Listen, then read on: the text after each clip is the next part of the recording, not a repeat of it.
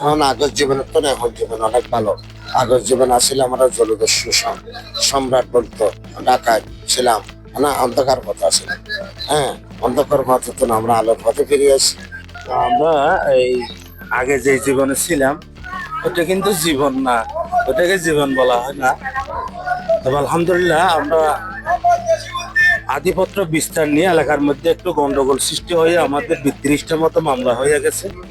এরপরে আমরা আত্মসমর্পণ করে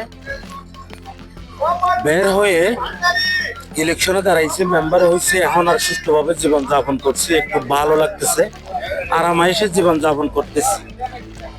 চট্টগ্রামের নিকট গত ২০১৮, ২০২০ এবং ২০২৪ সালে দক্ষিণ বঙ্গোপসাগর উপকূলীয় অঞ্চল থেকে আত্মসমর্পণকৃত ১২৭ জন আলোর পথের অভিযাত্রীদের মাঝে মহাপরিচালক র্যাব ফোর্সেসের পক্ষ থেকে অধিনায়ক র্যাব ৭ চট্টগ্রাম কর্তৃক পবিত্র ঈদ উল ফিতর উপলক্ষে উপহার সামগ্রী বিতরণ এবং তাদের বর্তমান জীবনযাপনের উপর বিশেষ মতবিনিময় সভা অনুষ্ঠিত হয়।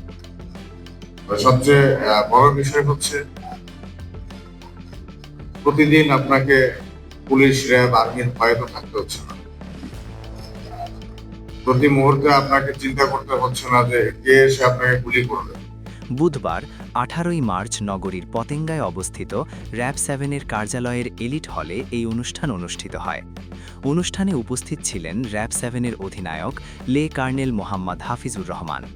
তিনি বলেন, অনেকেই স্বাভাবিক জীবন ছেড়ে আগের জীবনে ফিরে গেছেন বলে আমরা জানতে পারি।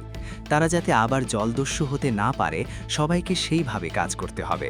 তিনি আরও বলেন, জলদস্যু, বনদস্যু, মাদক ও ডাকাতি সহ অপরাধ জগতে জড়িত ব্যক্তিদের আলোর পথে ফিরে আসার আহ্বান জানান।